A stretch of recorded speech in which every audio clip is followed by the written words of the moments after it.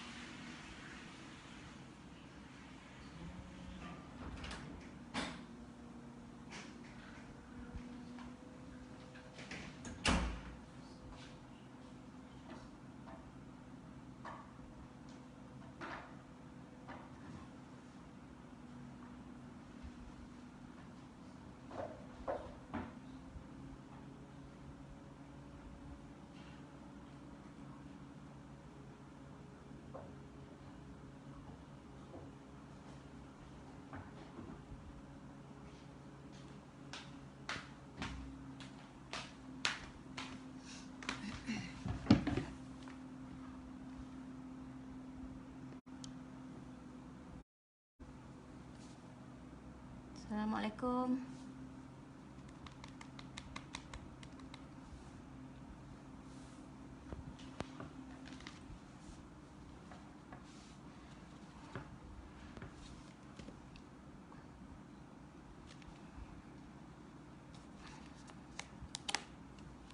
Okay, this is not my real skin. This is not my real skin Ni filter je sebab malas nak make up malam-malam. So pakai filter je dah lebih senang kan. Okay, sekejap.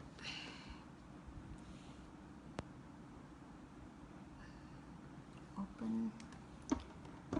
Okay.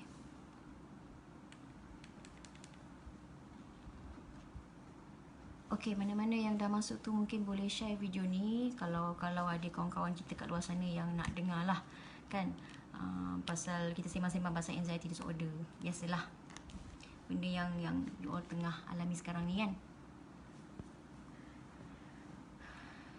Alright, so kita start lah dah. Saya pukul berapa? Okay, dah pukul 8 dah pun. Okay, Alhamdulillah. So malam ni saya ada kesempatan sikit untuk live video, untuk buat live dan sembang dengan you all tentang anxiety disorder. Harap you all semua berada dalam keadaan yang sihat. Yelah, dalam keadaan pandemik macam ni memang ramailah yang kita tahu yang dah pulih pun dah pulih anxiety pun boleh mengalami semula anxiety, maksudnya setback semula. Yang tak pernah kena anxiety pun tiba-tiba alami anxiety. Yang baru nak baik pun jadi teruk balik anxiety. So macam-macam keadaan lah. Sebab dalam keadaan pandemik sekarang ni kita kena faham benda tu adalah normal berlaku. Cuma kita kena tahu macam mana overcome. Majid alias, salam sis, salam kesedaran dari Terengganu, salam kesedaran dari Johor Bahru. Okay, Jaiho, salam. Nak tanya, berdebar-debar tetap ada walau dah makan propanol sejak kena anxiety ni. Propanol lagi, propanol tu bukan untuk ubat ni ke? Macam high blood pressure I'm not sure lah. Tapi mengikut pengalaman saya, selagi mana anxiety tu tak settle down, memang akan rasa berdebar-debar tu consistent. Okay, so hari ni kita nak cakap pasal pemulihan anxiety disorder lah. Saya dah pernah buat live video sebelum ni pasal pemulihan anxiety disorder juga. Cuma kita nak tengok daripada perspektif yang berbeza sikit, pemulihan anxiety disorder ni. Sebab ada antara kita yang sebenarnya dia ragu-ragu bahawa anxiety disorder dia boleh pulih. Ada yang ada doubtful sikit dalam diri dia yang boleh ke pulih anxiety ni. So sepanjang saya share buat sharing ni, kalaulah kata coverage saya tak mengizinkan, tolong ingatkan saya, tolong komen supaya saya tak shock sendiri, sebab dah banyak kali saya punya coverage ni ada problem. Kadang-kadang saya terputus, kadang-kadang tak dengar apa yang saya cakap. So kalau ada kata tak clear, suara tiba tak jelas, tiba saya hilang daripada radar, tolong komen supaya saya boleh masuk semula live. Okay, so hari ni kita nak bercakap. So Azim Azhara, salam dari Pahang. Salam. So okay, kita nak bercakap tentang pemulihan anxiety disorder, ataupun kita nak saya pernah kata, kalau ramai yang tanya kan, ramai yang macam fighting sama ada benda ni boleh pulih ke tak, anxiety ni boleh pulih ke tak, boleh pulih ke tak. So macam masing-masing cuba untuk mempertahankan pengalaman masing-masing, which is right. Apa pun yang you all rasa, apa pun you all alami, betul. So kalau you all ada anggapan bahawa anxiety ni tak boleh pulih, atau dia on and off, pun betul juga. Dan sekiranya you all ada pengalaman mengatakan bahawa anxiety ni 100% boleh pulih, itu pun betul juga. Sebab pengalaman itu subjektif dan pemulihan itu subjektif. Yang itu kena faham. So cuma untuk malam ini, apa yang saya nak kupaskan sedikit, okay, kalaupun kita ada kata pengalaman mengatakan bahawa anxiety tak boleh pulih, on and off, tak ada masalah. Okey je, tak ada masalah. Cuma ada antara kita yang sebenarnya dia cuba untuk nak percaya. Dia cuba untuk nak yakinkan diri dia yang anxiety disorder ni boleh pulih, tetapi susah untuk dia nak pulih. Susah untuk dia nak letakkan keyakinan tu. Okey. So benda ni saya dah kupas dalam session learning and sharing minggu lepas, okey, dengan kawan kita seorang tu. Dan apa yang saya cadangkan pada dia adalah untuk kita lihat anxiety disorder daripada perspektif yang berbeza. Instead of kita letakkan diri kita sebagai satu kumpulan A, contohnya kumpulan A yang mengatakan bahawa anxiety disorder ini tidak boleh pulih dan dia akan berlaku secara on and off.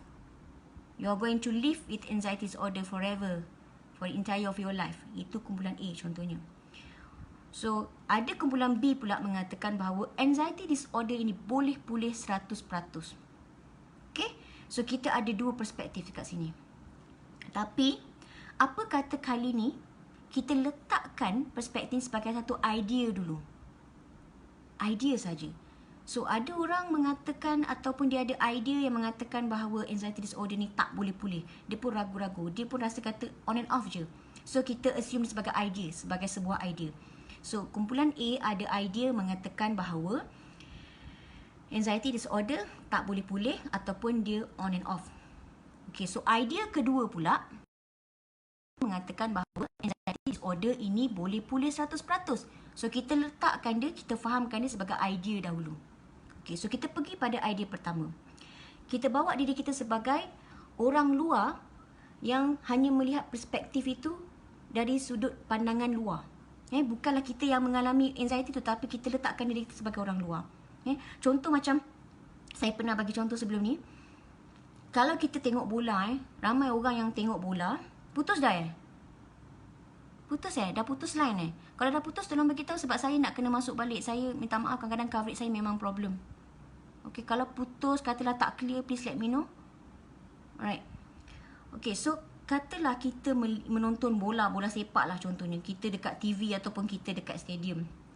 Bila kita tengok orang main bola, kita pula yang macam excited. Kita pula yang macam beri pandangan macam, kau ni masuklah sini, kau pergilah celah sini, kau pergilah passing bola dekat dia ni. Kita nampak benda tu, betul tak? Kita nampak benda tu, kita nampak apa yang sepatutnya dia ni buat, apa yang sepatutnya dia ni buat, kita nampak benda tu. Dan kita pula yang cakap, alah, kau ni salah lah, bukan macam gini caranya, kau kena macam gini, kau kena macam gini. Daripada perspektif luar, kita nampak yang sepatutnya pemain ni perlu pas bola kepada pemain yang di situ, baru dia dapat gol kan, contoh macam tu. So bila kita berada di luar perspektif, kita akan nampak apa yang berlaku dekat dalam tu. Tetapi pemain bola kat dalam tu, dia tak nampak apa yang dia patut buat. So sekarang kita letakkan diri kita kat luar, sebagai orang luar yang melihat perspektif A, yang melihat idea A dan melihat idea B. So idea A tadi, kumpulan idea A, dia mengatakan bahawa anxiety disorder ini tidak boleh pulih, on and off. Okey, katalah kita percaya pada idea tu. Katalah kita letakkan sebagai satu teori mengatakan anxiety disorder tak boleh pulih. Okay, so apa vibration yang kita dapat ataupun tenaga yang kita rasa daripada statement tu? Apa vibration? Sekarang ni kita tanya pada diri kita balik. Kita cakap kat diri kita, okay, aku rasa lah anxiety disorder ni tak boleh-boleh. On off. Kejap datang, kejap pergi. Kejap datang, kejap pergi. Memang tak boleh-boleh. Okay, katalah kita cakap macam tu. Apa yang kita rasa? Apa vibrasi, apa tenaga yang kita rasa? Kita rasa down. Kita rasa lose hope. Tak ada harapan. Betul tak? Kita rasa tak ada semangat, tak ada harapan. Kita rasa down, lemah. Bila kita ada idea yang mengatakan bahawa anxiety disorder ni memang on and off, tak boleh pulih. So itu vibration ataupun tenaga yang terhasil daripada idea kita yang pertama tadi. So apa yang kita akan ekspreskan? Apa yang badan kita akan ekspreskan? Apa fikiran kita akan ekspreskan? Apa emosi kita akan ekspreskan? Of course lah, apa yang kita ekspreskan adalah we are going to live with anxiety disorder forever. Maksudnya kita, apa yang kita ekspreskan dalam diri kita adalah kita kata bersedialah untuk hidup dengan anxiety disorder tu selama-lamanya. On and off. Kita akan berada dalam kitaran anxiety disorder on and off forever. And kita akan attach dengan penyakit anxiety disorder tu selama-lamanya. So kita akan label diri kita sebagai pesakit anxiety disorder forever. Because the first idea tu kata anxiety disorder tak boleh pulih, dia on and off. So apa vibration yang kita rasa lemah, kita rasa down. So bila kita rasa putus harapan, kita tak akan nak buat apa-apa dah. No action yang kita akan ambil. Sebab kita dah rasa lemah, kita dah rasa tak ada semangat, tak ada harapan. So kita tak akan ambil apa action, betul tak? Kan? So apa experience yang kita akan rasa? Iaitu kita akan mengalami simptom-simptom tu berulang-ulang kali. Kita akan mengalami simptom anxiety, sama ada simptom fizikal atau simptom emosi berulang-ulang kali. So itu menjadi pengalaman kita. Dan itulah akan menjadi realiti hidup kita. So from the first idea tu mengatakan bahawa anxiety disorder tak boleh pulih, itulah tenaga yang terhasil daripada idea kita tu. Itulah yang kita akan ekspreskan. Dan itulah yang kita experience, yang kita alami. Dan itulah realiti kita. So kita nak tak pegang idea tu agak-agak? Mesti tak nak kan? Mesti kita tak nak. Kalau boleh macam tak nak lah aku forever dalam keadaan macam ni. Sebab penat, exhausted tau dalam keadaan macam ni. So apa yang kita nak buat? Kalau dah penat macam itu, takkan betul juga takkan sampai bila aku nak duduk dalam keadaan macam gini. Takkan selama-lamanya aku nak berhadapan simptom on and off. Lama-lama aku pun give up juga. Kan? So, okey lah, apa kata aku pergi kepada idea kedua? Idea kedua mengatakan bahawa anxiety disorder boleh pulih 100%. Itu idea kedua. So, saya cerita pasal idea kedua ni, okey? Dan itulah benda yang saya beri, yang saya kata selalu share dengan kawan-kawan. Itu yang saya selalu tuliskan. Anxiety disorder 100% boleh pulih sebab saya dengar sendiri daripada salah seorang pakar psikiatrik mengatakan anxiety disorder boleh 100% pulih dengan kaedah rawatan dan pemulihan yang tepat dan betul. So itu yang saya pegang. So itu the first idea yang saya dapat. So itu first teori yang saya terima. So bila kita terima satu teori itu, kita kena eksperimen sendiri. Kita tak boleh macam setakat terima tapi kita tak eksperimen sendiri, kita tak akan rasa hasil tu. So berbalik kepada idea kedua tu mengatakan bahawa anxiety disorder ini boleh pulih 100%. Cuba cakap balik kat diri kita. Okey? Nas, kau rasa anxiety disorder ni boleh pulih tak? Yelah, aku rasa jauh sudut hati aku rasa dia boleh pulih. Aku boleh balik pada kesihatan aku yang dulu. Boleh pulih 100%. So, apa tenaga ataupun vibration yang keluar daripada idea tu tadi? Apa tenaga? Mestilah kita rasa bersemangat. Rasa macam, bersemangatlah dengan idea ni. Kita rasa yakinlah dengan idea ni. Kita mula rasa ada harapan lah. Ada harapan untuk pulih dengan idea tu. Dan kita mula rasa yang kita ada komitmen yang kita perlu berikan dengan idea tu. Kita perlu ada rasa konsisten dengan idea tu. Itu maksudnya. So, bila kita dah ada idea tu, mengatakan dah ada idea tu, dah ada teori tu, dan kemudian kita zahirkan dengan tenaga ataupun frekuensi ataupun vibrasi yang bersemangat tu tadi, apa yang kita akan buat? What is the next action? Inilah maksudnya apa yang kita ekspreskan, apa expression kita bila kita dah ada vibration yang sangat kuat, mengatakan yang vibration ni kita ada semangat, ada harapan, ada kekuatan untuk nak meyakinkan diri kita bahawa anxiety disorder itu boleh pulih. Apa yang kita akan buat? What is the next action? Itulah expression kita. Itulah apa yang kita akan expresskan. Okay? So, bila kita rasa idea pertama tu mengatakan, idea kedua tu mengatakan bahawa anxiety disorder boleh pulih 100%. So, kita mula rasa semangat. Kita mula rasa ada harapan. So, apa yang kita akan expresskan, apa body kita akan gerakkan adalah kita akan mula mencari informasi. Kita akan cari pengetahuan. Knowledge. Kita mula nak study apa tu anxiety disorder. Mulalah kita akan cari, okay, kalaulah kata anxiety disorder ni boleh pulih 100%, siapa yang dah pulih? Aku nak carilah siapa yang dah pulih ni. Aku Google, tengok siapa yang dah pulih. So, dia start baca cerita-cerita inspirasi daripada orang lain yang dah pulih. And dia cari juga bagaimana nak pulih, macam mana nak pulih anxiety disorder ni. Kaedah konvensional ke? Kaedah alternatif ke? Dia boleh pilih. Kaedah konvensional tu mungkin dia pergi psikiatrik, makan ubat, counselling, terapi, CBT, kan? Ataupun kaedah alternatif, mungkin dia pergi buat ruqyah, dia makan suplemen, mungkin dia gunakan cara semula jadi, mungkin dia buat acupuncture, mungkin dia buat self terapi, macam-macam yang dia buat. So itu antara information yang diterima. Oh, rupanya anxiety ni boleh pulih dengan cara begini. So kat mana rawatan yang sesuai untuk aku? Just start dah. So, itu expression yang dikeluarkan apabila dah ada vibration yang kuat mengatakan bahawa anxiety boleh pulih, dia ada rasa semangat, dia ada harapan. Sebab itu dia mencari information tu. So, once dia dapat information tu, apa yang dia akan buat? Dia start to experiment. Dia kena bereksperimen dengan teori tu tadi. Dia kena bereksperimen sendiri dengan idea yang dah cetuskan tu tadi. So, bila kita dapat informasi, kita tak boleh terima sahaja sebagai teori. Kita kena eksperimen sendiri. So, bila kita eksperimen sendiri dengan kaedah rawatan yang kita terima tu, kita dapat tu, barulah kita akan mengalami sendiri. Baru kita akan experience sendiri. Barulah kita percaya dengan idea pertama kita tu tadi. So, kalaulah kata kita baca, kita membaca artikel yang kita dapatkan informasi, kita pergi jumpa psikiatrik, and then psikiatrik tu cakap lembut, psikiatrik tu bagi support, psikiatrik tu dia kata, okay, kita akan tolong you, kita akan bagi you ubat begini, you kena makan ubat ni begini-begini, you akan rasa bersemangat, you akan rasa, okay, that's it, inilah jalan dia, aku nak makan ubat ni. So, you kena makan ubat tu dan you kena eksperimen sendiri. Okay, so sebelum you nak eksperimen atau nak memilih apa pun kaedah rawatan, saya selalu ingatkan supaya minta dekat Allah. Selalu doa. Ni part ni mesti masukkan dulu sebenarnya.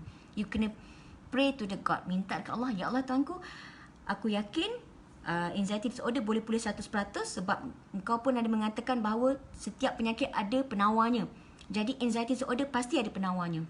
So apa yang aku boleh buat sekarang, kau bantu aku. Apa jalan rawatan yang sesuai untuk jiwa aku, diri aku, kehidupan aku, kau bantu aku, lorongkan.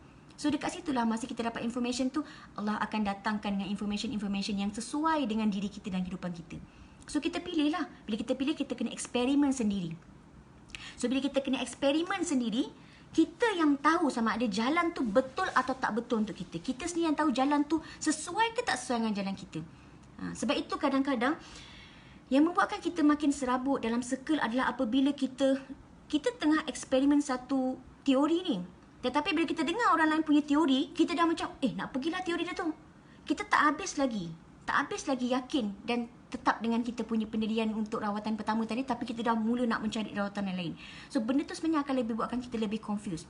Sebab itu, shortcutnya adalah bila kita minta dekat Allah, Ya Allah Tuanku, kau kurniakan aku jalan pemulihan yang sebenar. Sebab aku nak ubah kehidupan aku nak rawat diri aku, kau tunjukkan aku jalan. Bila Allah tunjukkan jalan dan kita rasa bersemangat dengan rawatan tu, bersemangat dengan jalan tu, kita kena konsisten. Istiqamah dengan jalan tu.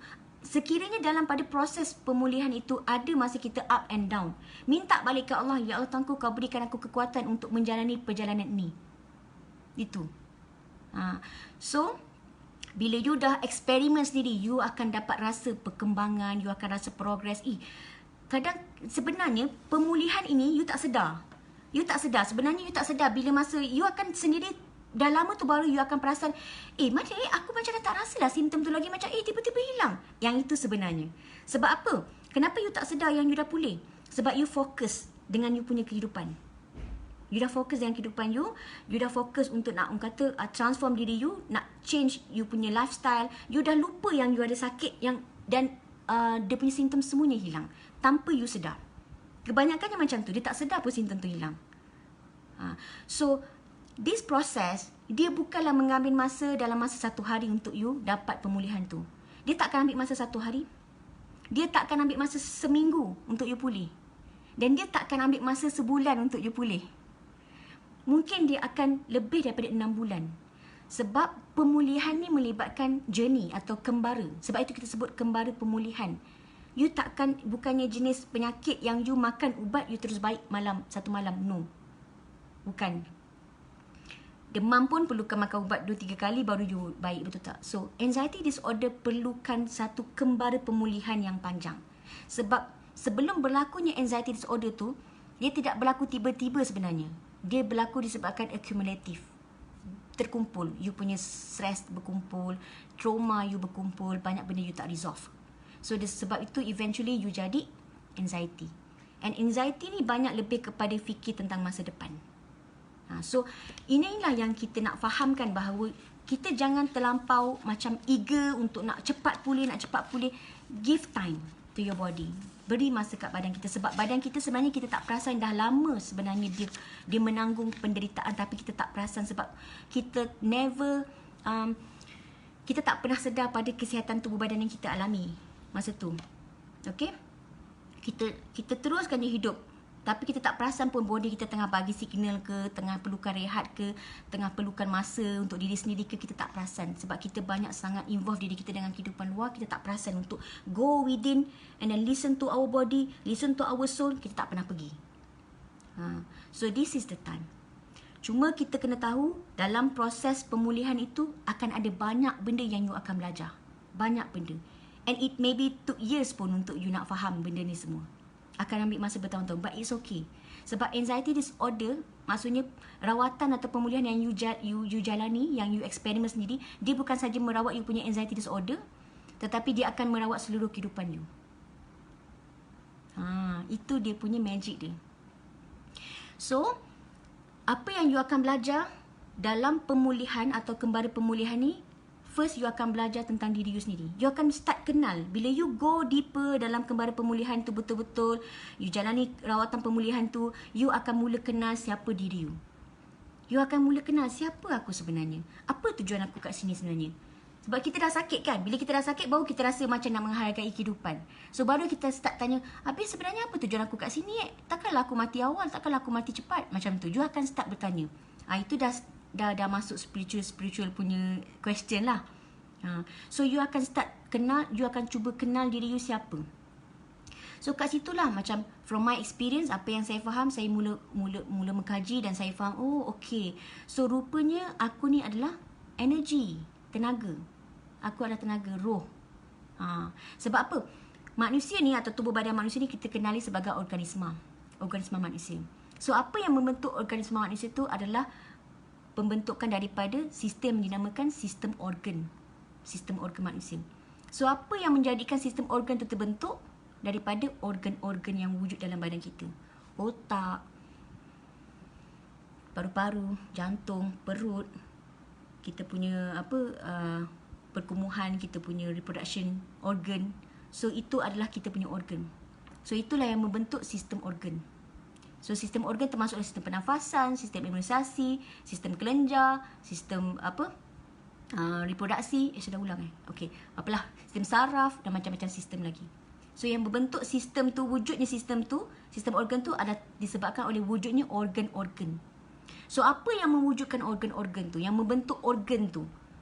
Organ-organ itu wujud daripada pengumpulan tisu-tisu badan, tisu-tisu muskular.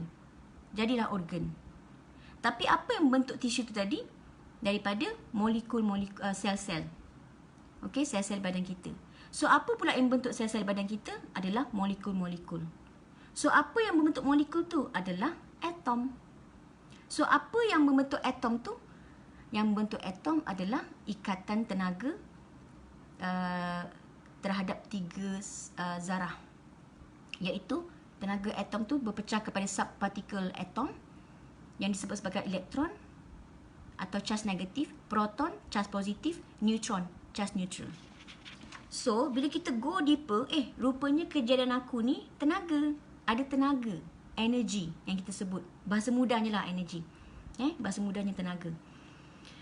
So, tenaga itu terikat dalam 3 zarah utama, 3 zarah utama, iaitu proton, elektron dan neutron. Bermaksud, bila kita kata kita ni adalah tenaga, kita ada 3 unsur tu.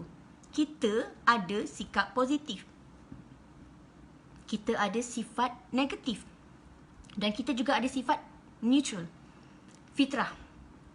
Betul tak manusia? So manusia ni ada sifat fitrah dia, sifat neutral dia. Ada juga sifat positif dia, ada juga sifat negatif dia.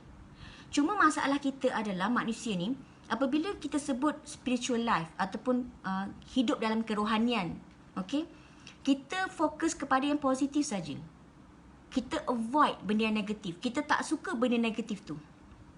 Sebab kita rasa macam, aku tak nak jadi orang negatif. Aku nak jadi positif je. Aku nak fikir positif. Aku nak rasa yang positif-positif. Aku tak nak yang negatif. So, dia avoid a part of diri dia. Sedangkan kita ni macam, seolah-olah macam shilling. Okay, ada shilling, satu shilling tu ada kepala, ada ekor.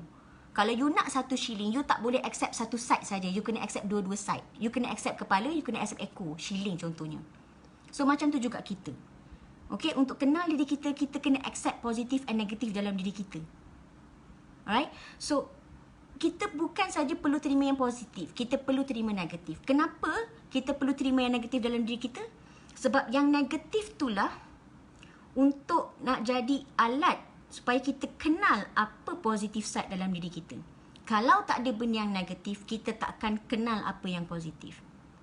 So, bila kita ditimpa krisis ataupun kita ditimpa penyakit, which is negatif, kita kena ajar diri kita untuk terima yang kita tengah ada krisis tu, kita tengah sakit, and baru kita memahami dan mula menghayati apa itu kesihatan. Kalau kita tak sakit, kita takkan menghargai kesihatan tubuh badan kita. But the moment kita sakit, baru kita hargai kesihatan. Sama juga, the moment kita tengah menghadapi masalah financial, barulah masa tu kita menghargai momen-momen kita tengah banyak duit. So, benda yang negatif ataupun krisis yang berlaku ataupun sikap-sikap negatif dalam diri kita tu adalah sebenarnya alat untuk nak membantu kita mengenal diri kita dengan lebih dalam lagi. Siapa diri kita? So, dari segi situ, bila kita tahu, okay, this is my negative side. Kita buat dalam kesedaran, kita kenal dalam kesedaran, what is my negative side? Contohnya kalau kata saya punya negative side kerana saya cepat baran contohnya, ataupun saya emotional contohnya. What is the negative side? Itu. Tapi I accept myself. Okay, saya terima diri saya. Cuma saya kena letakkan sikap negatif saya tu pada tempat yang sesuai. Dan kalau ada pun sifat negatif itu, adakah dia berlama-lama dalam diri kita sampaikan kita tak boleh nak teruskan kehidupan macam biasa? Yang itu kita kena question. Sebab semua orang marah dalam dunia ni. Ramai orang marah. Cuma persoalannya, lama ke nak marah-marah ni? Kenapa lama sangat? Macam tu. Semua orang lah kalau boleh nak merajuk. Tapi persoalannya, kenapa lama sangat merajuk tu? Itu negatif kan? Tapi kita, kebanyakan kita menolak bila kita rasa marah tu. Kita rasa macam, jahatnya aku sebab aku marah orang tu. Tapi sebenarnya kita boleh fix balik. Boleh minta maaf. Jangan lama-lama. Maafkan diri kita dan maafkan orang lain. Betul tak? So, negative side itu perlu untuk kita nak mengenal diri kita. So, dalam journey pemulihan ini juga, ada banyak lagi benda yang kita akan belajar. Waktu itulah kita akan start belajar self-love, self-care. Self-love ni maksudnya kita sayang diri kita dan kita mula hargai diri kita. Self-love ni maksudnya kita menerima keburukan kita dan menerima juga kebaikan kita. Menerima dulu. So, bila kita kenal kat mana buruk kita tu, barulah kita boleh transform. Kalau tak kenal, tak nak terima benda tu, macam mana nak transform? Kita kena eksperimen dulu, experience dulu benda negatif tu, baru kita boleh transform. Okay, so itulah kita akan belajar self-love, self-care. So, dalam jenis pemulihan you nanti, kembali pemulihan you nanti, ada lagi banyak yang you akan belajar. Antaranya adalah, you akan belajar live at the present moment. Belajar hidup dalam saat ini. You tak perlu ingat lagi benda-benda yang lepas. You tak perlu lagi fikir benda-benda masa hadapan. Because orang anxiety banyak risau benda yang belum terjadi, belum berlaku lagi dia dah risau. So, bila you berada dalam journey pemulihan ini, you akan mula belajar live at the present moment. Hidup dalam saat ini, dari saat ke saat. So, maksudnya apa yang you sedang buat sekarang, you bercakap, you appreciate You tengah minum pun you hayati, you minum. You tengah pandang orang, you hayati, pandang orang dengan penuh kasih sayang. You live at the present moment. So dalam masa yang sama, you juga akan belajar untuk live life to the fullest. Maksudnya berikan sepenuh diri you untuk menjalani kehidupan. Sebab sebelum ni you jalani kehidupan tanpa kesedaran. You just macam okay, pergi kerja, balik kerja, okay, jaga anak, masak, itu je. But you never give awareness pada setiap action yang you buat. So sekarang bila you dalam pemulihan, you akan mula sedar, okay, aku nak menghayati momen ni. Aku masak dengan penuh kasih sayang. Aku bela anak aku dengan penuh kesedaran. You akan start belajar live life to the fullest. You akan beri kasih sayang sungguh-sungguh. You akan bagi. And dalam masa journey tu juga ada antara kita yang mula belajar apa tu meditation, apa tu mindfulness. Meditation ni is about you keep yourself in silent mode. Diam. Dalam keadaan diam kita akan banyak dapat jawapan. Bila mind kita kusut, kita tak akan nampak jawapan sebab ilmu tu tak akan dapat dalam keadaan cawan yang penuh. Okay, so bila otak tu ni cawan ada air okay, ni air ni penuh kan, ada air. So untuk nak dapat information baru, dalam ni kena keluarkan dulu, bagi kosong, baru you akan dapat information baru. So kena clearkan dulu you punya otak tu. So to clear your mind, okay, nak bagi mind tu dia fragment sikit, dia tersusun sikit, you kena belajar meditation. Buatlah meditation. Sebenarnya do simple meditation, jangan berat-berat sangat, jangan serius sangat lah meditation ni. Relax je. Dan masa tu lah you akan belajar teknik breathing, deep breathing. You akan belajar, kadang-kadang ada yang pergi pada belajar self therapy. Lepas tu ada juga yang masa dalam journey ni you started to understand foolish submission to the God. Penyerahan total. You akan start belajar faith to the God. Maksudnya develop you punya keyakinan pada Tuhan, develop keyakinan pada diri sendiri. Sebab all this while kita ni beriman je. Kita sebut iman, beriman kepada Allah, beriman kepada Rasul, beriman kepada kitab, beriman kepada alam gaib, beriman kepada qada dan qadar, beriman kepada kiamat. Tetapi sebenarnya kita tak menghayati pun setiap benda tu. So now dalam journey ni, apa yang kita akan belajar adalah kita, dalam tu lah you akan start to understand that rupanya aku ni tak yakin dengan Tuhan selama ni. Cakap je lebih, tapi sebenarnya aku tak yakin. Aku tak yakin yang dia tu yang maha memberi perlindungan kat aku. Aku tak yakin dia sebenarnya yang maha memberi pemulihan kat aku. Aku tak yakin. Aku rasakan dengan cara makan ubat ni lah aku boleh pulih. Sebenarnya yang memulihkan aku Tuhan, tapi kita tak letak keyakinan kat dia. So inilah momen bila you menjalani proses pemulihan, you akan belajar semua benda ni. You akan start to understand, oh ya Allah, aku selama ni tak yakin kat engkau rupanya. Insaf. So kita akan ubah sikit-sikit. Kita akan belajar untuk develop keyakinan, keimanan kita pada Tuhan. Dan kita juga akan mula belajar untuk percaya pada diri sendiri, percaya pada Tuhan, percaya pada orang lain. The most important, percaya pada diri sendiri. Sebab kita ni banyak yang tak nak percaya pada diri sendiri. We have no trust to ourselves. Kita tak yakin yang kita boleh sembuh. Kita nak percaya. Tapi the moment kita kenal diri kita, kita akan mula nampak kita ada potensi. And semua orang ada potensi untuk pulih. Okay, cuma cepat atau lambat je. So, kita juga dalam proses pemulihan tu kita akan belajar bersyukur, gratitude. Kita akan belajar berterima kasih, banyak menghargai diri sendiri, banyak menghargai orang. Kita akan mula belajar untuk memaafkan diri kita sendiri, belajar memaafkan orang. Kita akan belajar untuk banyak bersangka baik pada diri sendiri, banyak bersangka baik pada Tuhan, banyak bersangka baik pada keadaan. Kita akan mula belajar untuk menerima ataupun reda. Kita akan banyak belajar untuk konsisten ataupun istiqamah. Kata tetap dengan jalan yang kita pilih. Kita akan mula belajar untuk memahami bahawa krisis ataupun halangan ataupun setback tu adalah sebahagian daripada kita punya pemulihan. So dalam proses pemulihan tu memang akan banyak benda yang kita belajar, tetapi kita kena belajar dalam kesedaran. Kita kena rawat dan pulihkan diri kita dalam kesedaran. Itulah buku yang saya tulis, Kembali Kesedaran. Bagaimana saya pulih dengan saya bawa kesedaran pada setiap apa yang saya buat dalam kehidupan saya. So itulah yang penting yang kita kena faham. Okay? So apa yang kita kena faham juga bahawa proses pemulihan tadi yang saya katakan, dia tidaklah memakan masa dalam satu malam atau satu hari atau satu minggu. atau sebulan, dia akan makan masa bertahun-tahun. Okay, so bila you dah rasa pemulihan sebenar tu, you dah dapat rasai pemulihan total tu, you tidak akan attach pada anxiety disorder tu lagi. Maksudnya you dah detach, lepaskan diri you daripada label anxiety disorder tu. So apa you punya attitude apabila you mengalami simptom-simptom lepas tu? You punya attitude dah berubah. You punya persepsi pada simptom tu dah berubah. You dah tak attach benda tu dengan anxiety disorder lagi, tetapi you dah mula faham apa yang berlaku pada badan you adalah disebabkan oleh ketidakseimbangan tenaga dalaman. So itulah dia punya understanding dia. Bila you dah keluar daripada perspektif anxiety disorder tu, you dah nampak, you dah tengok anxiety tu daripada atas, you dah mula nampak, oh okay. So maksudnya all this while punca aku mengalami anxiety is because of unbalance. Mind aku tak balance, emosi aku tak balance, badan aku tak balance, tenaga dalaman aku tak balance. So sekarang ni apabila kita mengalami simptom-simptom fizikal atau kita mengalami simptom-simptom emosi dalam diri kita, apa yang kita faham, oh ini adalah tenaga dalaman aku yang tak balance ni. Aku punya mind tak balance dengan heart. Aku punya mind tak balance dengan heart. Aku punya heart tak balance dengan body. Body aku tak balance dengan energi dalaman, dengan tenaga, kan? So benda tu lah yang akan menzahirkan simptom-simptom fizikal atau simptom emosi.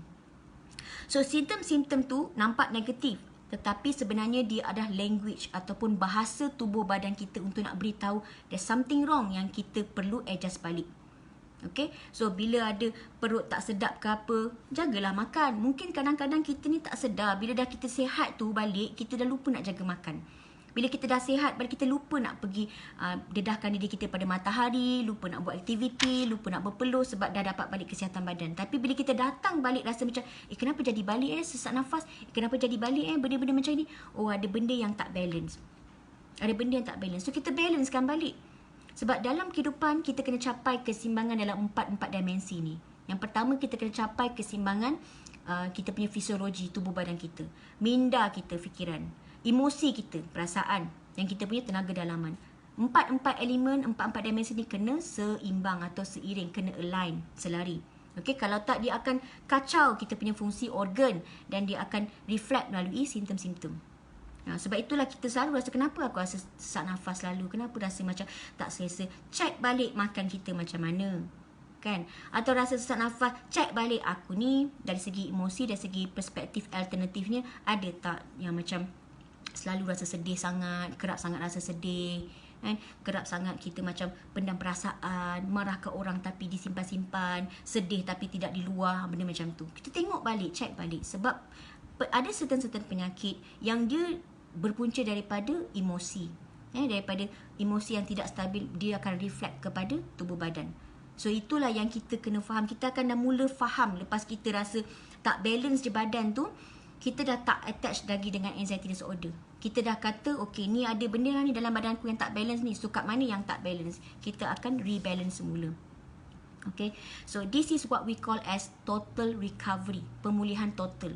Yang mana sungguh pun ada simptom fizikal atau emosi, sungguh pun sudah hilang fizikal simptom atau emosi, tetapi kita masih boleh proceed dengan kehidupan kita sebagaimana biasa. Masih boleh teruskan apa yang kita nak buat, rutin harian kita. So, simptom ataupun anxiety itu tidak akan menghentikan kita daripada apa kita nak capai dalam hidup kita. Simptom dan fizikal yang kita, simptom fizikal dan emosi kita alami itu tidak akan menghentikan kita untuk capai tujuan hidup kita. Apa yang kita nak buat. So, itulah total recovery. Maksudnya, itulah first idea tadi. Idea tadi yang kita katakan bahawa anxiety disorder boleh 100% pulih dengan kaedah rawatan yang betul. Bermaksud, Waimah ada sekalipun simptom itu, tetapi kita masih boleh teruskan kehidupan. Malah kita punya kehidupan lebih baik daripada kita punya diri yang dulu. Okay, kita dapat pemahaman yang luas, kita dapat pengetahuan yang luas, kita dapat mengenali diri kita dengan lebih dalam. Itulah dia perkembangan, itulah dia transformasi. So, jadikan anxiety disorder ni sebagai stepping stone. Jadikan krisis yang sedang alami ni sebagai stepping stone untuk you ubah sesuatu dalam diri you. Sebab kita tak boleh statik dalam keadaan yang sama. Nanti dia jadi macam lopak air. Lopak air, dia busuk dekat situ. Dia tak bergerak. So, kita kena jadi macam sungai mengalir. So, kita akan jumpa sesuatu yang luas. Jumpa lautan. Contoh macam tu. So jangan stagnan. Jangan duduk dalam comfort zone lama-lama. Step out, keluar, berani buat keputusan. Jangan lama-lama dekat situ. Okay, so you akan, insya-Allah dengan izin Allah, bila kita berusaha, sebab dalam surah An-Najm, Allah mengatakan bahawa Allah akan tengok usaha kita. So kat mana, sejauh mana usaha kita, dia akan beri. So usaha untuk sihat. Usaha untuk sihat. Kenapa nak sihat? Sebab kita nak beri manfaat pada orang lain. Ada orang lain sekeliling kita yang memerlukan kita. So banyak doa. Okay, dan banyak berserah diri pada Allah, banyak minta dekat dia. Sebab kita manusia memang tak ada daya upaya. Kita kena usaha juga untuk minta pertolongan daripada Allah, untuk lorongkan kita pada jalan yang tepat, rawatan tepat, dan beri kita kekuatan dalam langkah-langkah pemulihan kita pada setiap langkah pemulihan. So journey ni tak mudah, tetapi jangan ambil terlalu serius dan sampai tertekan sangat. Okay, dan journey ini juga tidak boleh diambil mudah. Macam maksudnya ambil mudah sangat, macam sampaikan kita dah lama kekal dalam kitaran anxiety tu pun tak boleh juga. So kita kena bawa diri kita hidup dalam kesedaran dari setiap masa ke setiap masa. InsyaAllah you all pun semua akan boleh dapat pemulihan tu. Okay, Tuhan tu tak adalah pilih kasih. Apa yang saya kongsikan adalah berdasarkan pengalaman saya. Okay, so apa yang saya share berdasarkan apa yang saya dah eksperimen dan apa yang saya dah experience. So bagaimana dengan you all punya eksperimen? Bagaimana dengan you all punya experience? Yang itu yang you all kena cari. So bila nampak atau bila baca artikel, bila tengok, oh dia ni boleh pulih lah dengan cara macam ni, tapi itu dia. Okay, cuba aku pula nak eksperimen sendiri. Sebab you yakin, bila you baca tu macam yakin lah dengan jalan ni, aku rasa macam aku nak cuba jalan ni.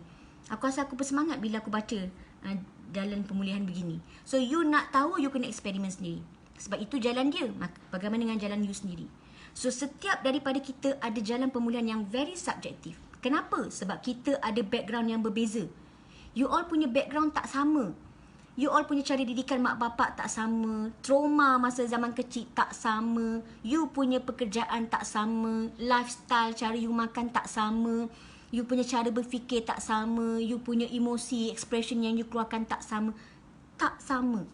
Sebab itu kita punya ni pun tak sama. Setiap satu manusia semua berbeza. Tak sama. Jadi bila tak sama, you punya jalan rawatan itu juga mungkin tak sama. Dan you kena eksperimen sendiri, explore sendiri. Bila you explore sendiri, kat situlah you dah dapat belajar master yourself. So boleh untuk you ambil inspirasi daripada orang, tetapi you kena eksperimen sendiri. Dan minta dekat Allah untuk jalan pemulihan yang you pilih tu adalah sebenar-benarnya jalan untuk diri you. Supaya kita dapat shortcut lah, supaya tak lama-lama dalam kata kitaran mencari-cari rawatan. Sebab kadang-kadang kita keep cari-cari rawatan sampai jadi pening tak tahu mana satu. Okay? Tapi tak salah dalam pada kita, bila kita dah okey, tiba-tiba rasa datang tu simptom balik kan, pergi check, tak ada masalah, pergi check. Kita tak boleh deny konservatif punya rawatan ataupun doktor yang bertaulah, kita tak boleh deny diorang. So bila you rasa simptom, you rasa tak kena, pergi check, tak ada masalah. And bila doktor check, doktor kata tak ada apa-apa, okay, that's it, you dah tahulah. Okay, betul lah ni ada imbalance dalam badan, fikiran tak balance, emosi tak balance, badan tak balance, kita punya energi dalaman tak balance. So nak buat benda tu kena recharge. Kena recharge. So benda tu akan ada next punya apa, kena ada next session lah. Live tu lagi panjang. Kalau tak ada berapa jam, kena kat pukul 9. Kita punya live sharing hari ni. Alright, so I think sampai tu sajalah yang saya mungkin boleh kongsikan. Okay, so maybe sebelum saya tutup, saya mungkin boleh tengok sikit ada soalan-soalan tak yang saya boleh go through, and then mungkin saya boleh jawab. Okay, alias Ahmad, sindrom Big Y. Nanti sis komen je untuk kesedaran bersama Big Y. Kenapa Big Y? Panjang ni, kena sesi lain. Okay, lagi alias lagi, itulah yang saya lalui sebelum dapatkan rawatan dan mendapat ilmu dan teknik yang benar. Sis, perspektif memang subjektif, itulah fitrah. Yes. Ayu Ninamin, betul, saya dah pulih, alhamdulillah, memang boleh pulih. Yes, alhamdulillah, memang boleh pulih. Alias sis sedang curahkan ilmu teknik self talk terapi tu, jangan lepaskan peluang untuk ilmu. Saya memang rasa dah pulih sangat, tapi tak macam dulu. Tak apa, it's a process. Ayunin Amin, betul lah tu, belum habis dah cari lain sebab nak sangat cemburu. Yes.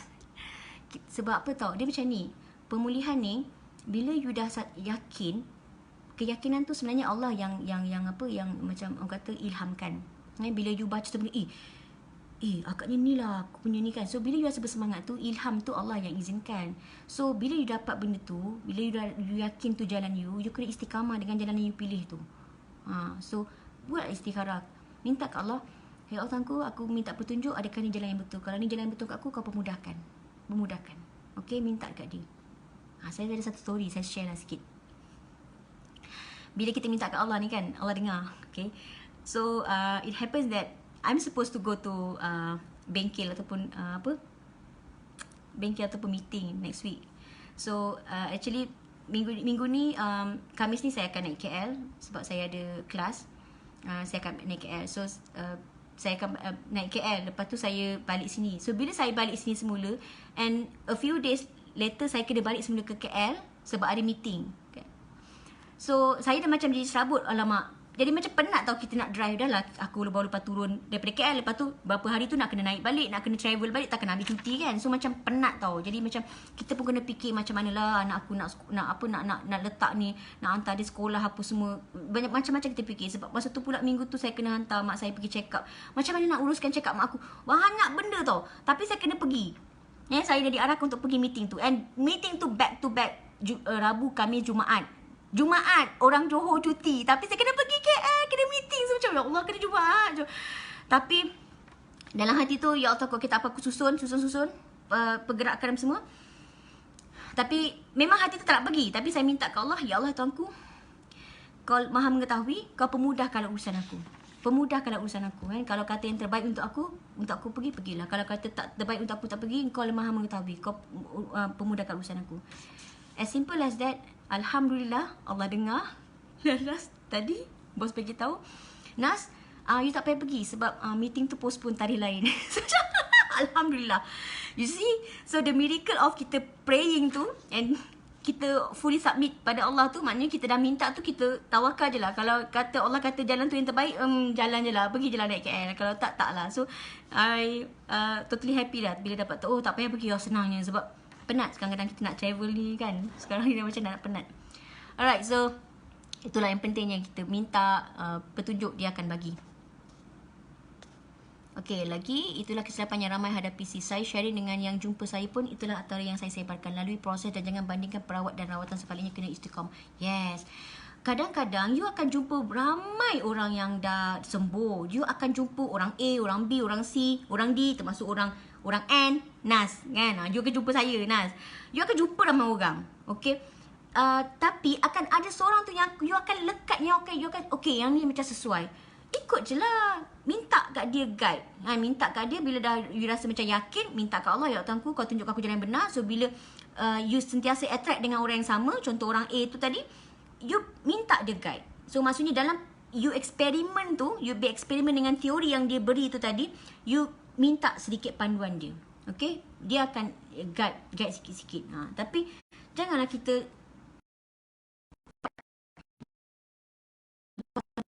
nanti jadi pening. Okay, ayat yang sama saya dapat, mencari kesembuhan akan penatkan kita, lalui dan dapatkan rawatan, tempoh masa adalah kita. Betul sangat, baru nak mencari diri. Yes, Farah, you can do it. Find yourself. Okay. Alright. Lagi Aslin Dalin, betul tu. Okay, so Nas, macam mana supaya tak takut ambil booster? Kalau ingat booster, macam kata, I nak booster. Saya nak booster, tapi saya punya nama tak masuk lagi. Tapi bila saya nak booster, saya takut. Saya macam you all juga, sama juga saya takut. Tapi saya pun takut juga nak booster. Sebab bila dalam keadaan macam ni, kan ramai yang bagi kata information yang membuatkan kita lemah semangat apa semua kan. Tapi mungkin apa yang saya boleh katakan adalah kita kena letak fully submission pada Allah. I mean, this is kalau saya sebab right now saya belum dipanggil booster lagi, tapi saya macam nak walk in. Tapi bila dah dapat peluang nak walk in tu, tiba-tiba rasa macam aku ni betul lah macam tu, macam ada ragu-ragu. Tapi my advice is, kalau macam saya sendiri, minta ke Allah, ya Allah Tuanku, Kau beri aku kekuatan, apa-apa pun Kau yang selamatkan aku, Kau yang lindung aku berserah pada Kau. Kau yang selamatkan aku, Kau lindung aku. niat aku ambil benda ni untuk kesihatan badan aku, untuk nak melindungi diri aku sebab aku sayang diri aku dan aku nak lindungi orang lain juga. So izinkan aku sentiasa minta macam tu, insyaAllah. Okay. Okay, lagi sebelum kita boleh tutup. Ayu, yes, saya pilih reda. Faham sakit ni, saya ambil masa 3 tahun untuk sembuh. You see, 3 tahun untuk sembuh.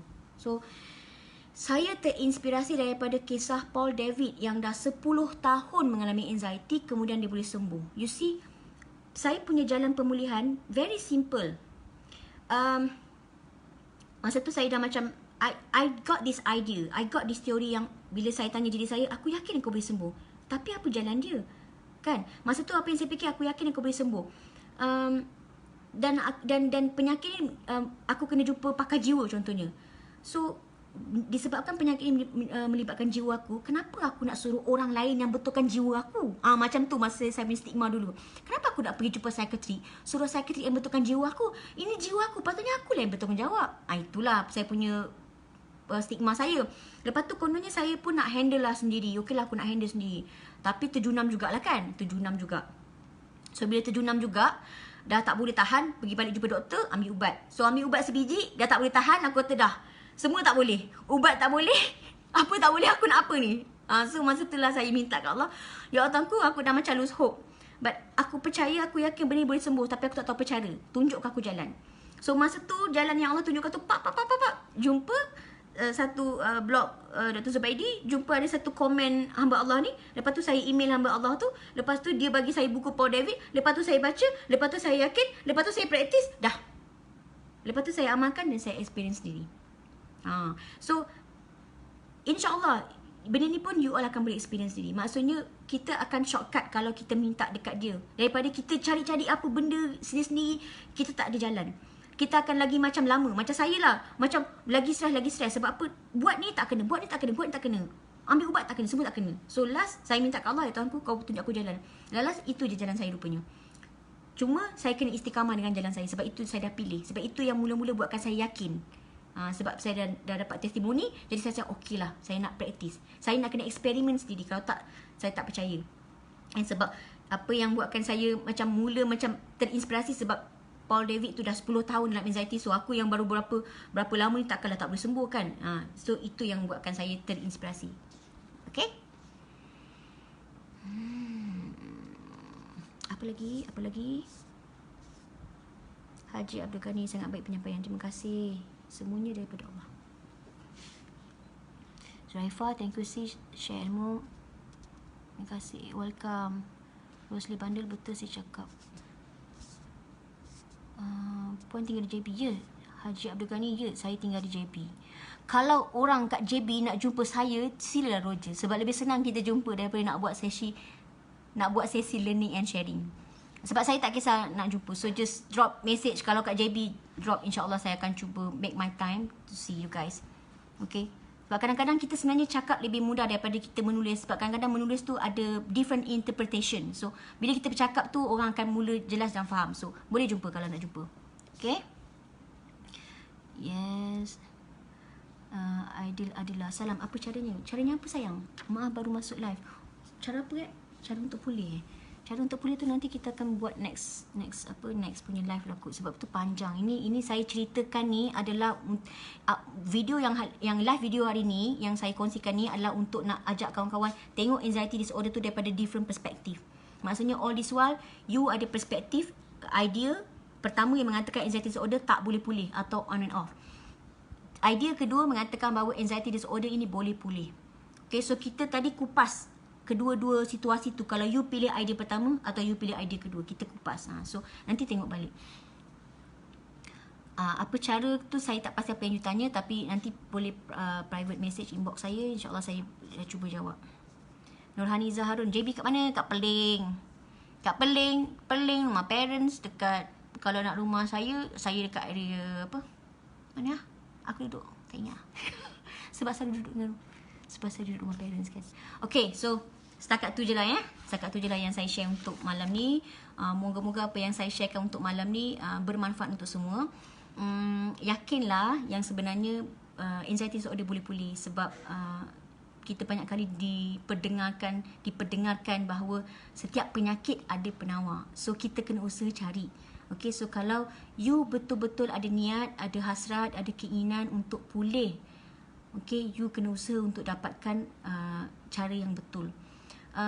Kenapa kita perlukan pemulihan? Sebab kita nak belajar perspektif yang baru tentang diri kita. So kita perlu pulih.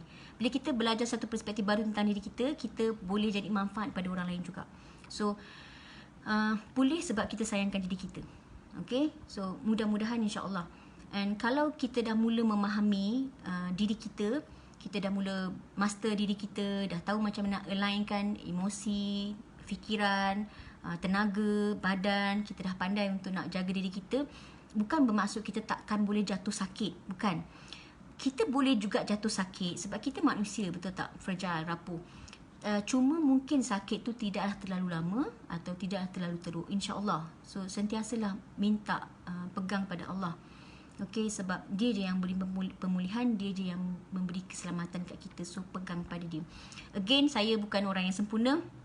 Saya tak perfect. Saya tak perfect.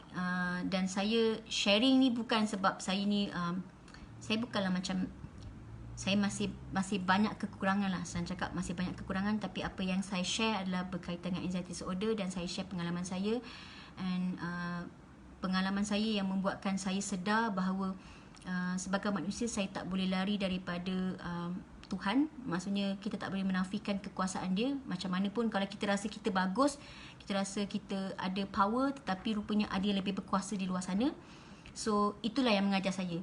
Dia bukanlah membuatkan saya jadi orang yang muslimah yang macam alim. Tak, saya masih jauh lagi nak pergi ke arah tu, dan doa-doakanlah saya supaya saya dapat memperbaiki lagi. Saya bukan alim, tapi saya bercakap pasal Tuhan ni apa benda, bukan sebab saya alim baik. No, bukan. Sebab pengalaman saya buatkan saya sedar yang kita tak boleh lari daripada connection dengan Tuhan.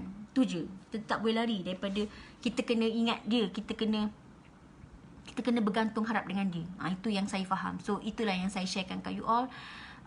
Moga-moga kita sama-sama dapat manfaat. Okay, dan saya juga doakan you all semua yang sedang menjalani proses rawatan ni, beri masa pada badan, banyakkan sabar sebab dia adalah kembara pemulihan. Okay,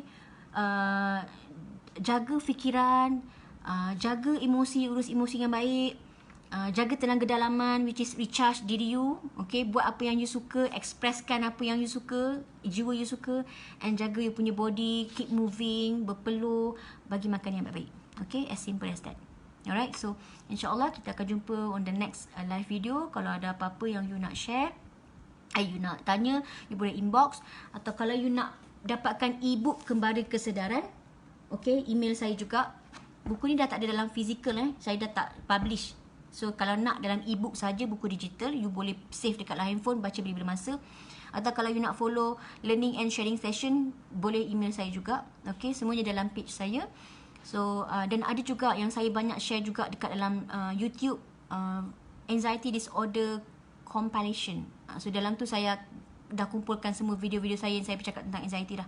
So mudah-mudahan dia akan memberi manfaat, dan take care you all. Okay, jumpa lagi. Assalamualaikum. Bye.